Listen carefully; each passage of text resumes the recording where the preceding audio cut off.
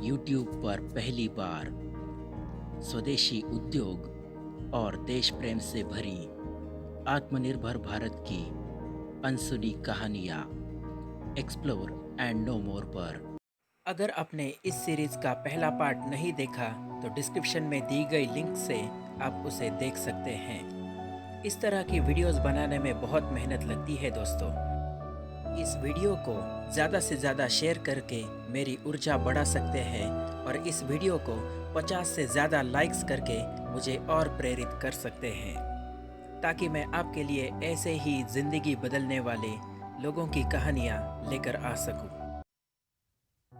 आज एक ऐसे उद्योगपति की बात होगी जिन्होंने अपने पिता के सपनों के लिए ऐशो आराम की जिंदगी छोड़कर कांटों भरा रास्ता अपनाया। जमशेदजी टाटा के सपनों को हकीकत में बदलने वाले उन्हीं के बड़े बेटे दोराबजी टाटा, जिनका जन्म 27 अगस्त 1859 में ब्रिटिशकालीन मुंबई में हुआ। मुंबई में ही पले बड़े दोराबजी ने अपनी सारी शिक्षा वहीं से हासिल की। उसके बाद 1875 में इंग्लैंड में 2 साल प्राइवेट ट्यूशन्स लिए। 1877 में कैम्ब्रिज के गॉल्विन्स एंड कीज कॉलेज में उन्होंने अपना ग्रेजुएशन कंप्लीट किया। 1879 में मुंबई आकर उन्होंने सेंट जेवियर्स कॉलेज में 3 साल की डिग्री ली। उच्च विद्या विभूषित हर कोई ये चाहता है कि वो परदेश में अपना घर बसाए और वहीं रह जाए, लेकिन वो जमशेदजी टाटा के बेटे दोराबजी टाटा थे। देश के प्रति उनका प्रेम और कर्तव्य भावना उन्हें मुंबई ले आई और 1882 से लेकर 1884 तक उन्होंने बॉम्बे गैजेट में 2 साल पत्रकारिता की। 1884 में जमशेदजी ने उन्हें पौंडीचेरी भेजा, ये देखने के लिए कि वहाँ कॉटन मिल लगाना कितना फायदेमंद साबित होगा। 1887 में जमशेदजी द्वारा स्थापित एम्प्रेस मिल में उन्होंने बतौर चेयरमैन पदभार संभाला। ये उनके बिजनेस करियर की शुरुआत थी। एक उद्योगपति के बेटे के पास जो भी कुछ होना चाहिए वो सब कुछ दोराबजी के कदमों में हाजिर था। अपनी दक्षिण भारत यात्रा में जमशेदजी की मुलाकात उनके पुराने दोस्त inspector general of education Hormusji Bhabha के साथ हुई, जिनकी इकलौती बेटी का नाम था मेहरबाई भाभा और मेहरबाई के भाई का नाम था जहांगीर भाभा। इस नाम को सुनकर आपको क्या याद आता है, कमेंट सेक्शन में लिख दीजिए। इस नाम का भारत की आत्मनिर्भरता में क्या योगदान है, यह जानने के लिए देखते रहिए आत्मनिर्भर भारत की अनसुनी कहानियाँ। मेहरबाई से पहली ही मुलाकात में जमशेदजी ने उन्हें अपनी बहू के रूप में चुना। 1897 में मेहरबाई और दोराबजी की शादी हो गई, जिनकी कोई संतान नहीं थी। समय के साथ दोराबजी ने ऐशो आराम की जिंदगी छोड़कर पिता के सपनों का निर्माण करने के बारे में सोचना शुरू कर दिया। मुंबई के सकलातवाला फैमिली से उनके अच्छे रिलेशंस थे। सकलातवाला फैमिली के मेंबर्स ब्रिटिश गवर्नमेंट में मेंबर ऑफ पार्लियामेंट थे।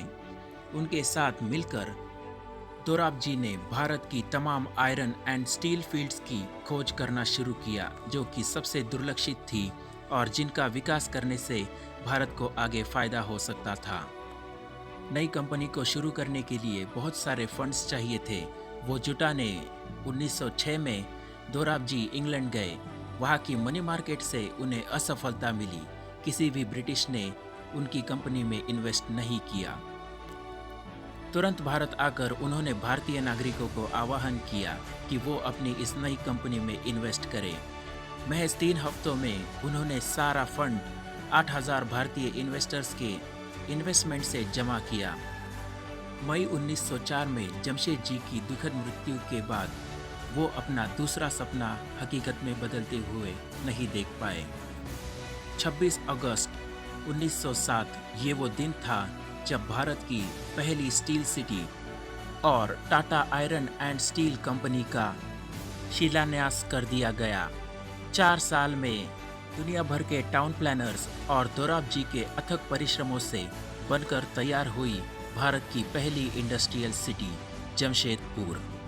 1911 में Tata iron and steel company ने अपना पहला स्टील का प्रोडक्शन शुरू कर दिया।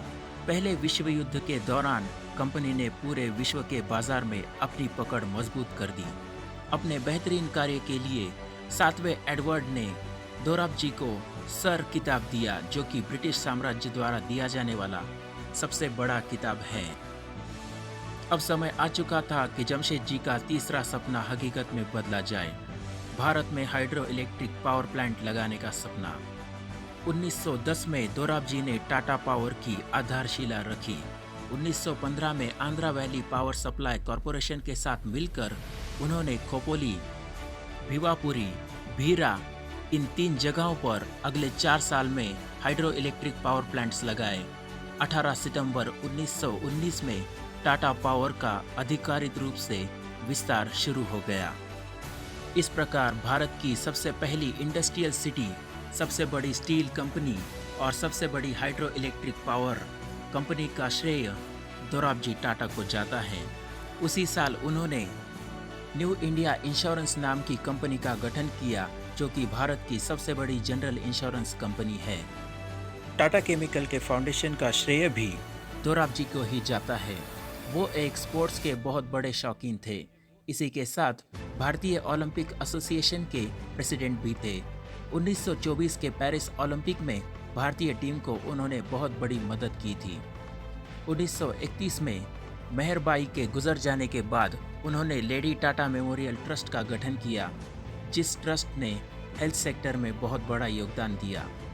भारतीय युवाओं को प्रदेश में उच्च शिक्षा का लाभ मिले, इसलिए उन्होंने सर दोराबजी टाटा ट्रस्ट का गठन किया और उसके जरिए बहुत सारे युवाओं को प्रदेश में पढ़ने के लिए प्रेरित किया।